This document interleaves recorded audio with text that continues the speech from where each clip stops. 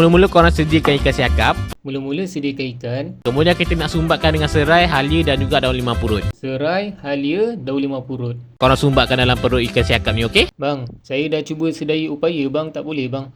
Saya letak bersebelahan bang, tak masuk dalam perut. Kemudian kita nak kukuskan dia dalam 10 ke 15 minit macam tu. Kemudian kukus ikan ni. Okay, next kita nak cincangkan halus daun ketumbar, cili api dengan bawang putih ni. Cili api, bawang putih, ketumbar. Lepas tu kita nak masukkan dalam mangkuk. Masukkan dalam mangkuk. Kemudian kita nak tambahkan 2 sudu sos ikan, Tambahkan sos ikan, 1 sudu kecil garam, garam sikit, 3 sudu kecil gula 1/2 sudu gula dengan perahan 3 biji limau nipis. dengan sebiji limau nipis. Biji ni nanti korang buang, okey? Okey bang. Lepas tu kita nak tuangkan air sikit je. Lepas tu tuang air sikit. Kemudian korang kacau-kacaukan dia rata.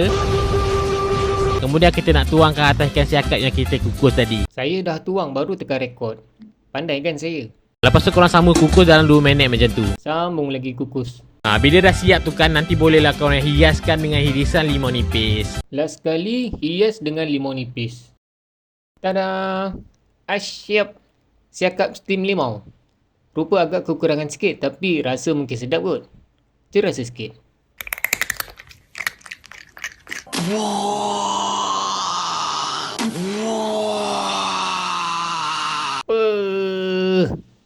Rupa hodoh tapi flavor kelangit.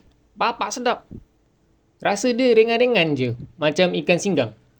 Tapi dia penuh flavor. Masam manis masin semua. Masam limau ni buat sedap. Terbaik bang. 90/10. Kalau guna ikan siakap ni lagi sedap Okey tu je guys. Jumpa lagi.